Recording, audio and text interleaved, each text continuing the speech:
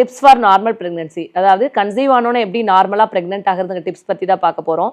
அதுக்கு வந்து நம்ம நல்ல உணவுகள் எடுக்கணும், நல்ல தண்ணி அதிகமாக குடிக்கணும், குட் ஸ்லீப், நல்ல தூக்கம் இருக்கணும்.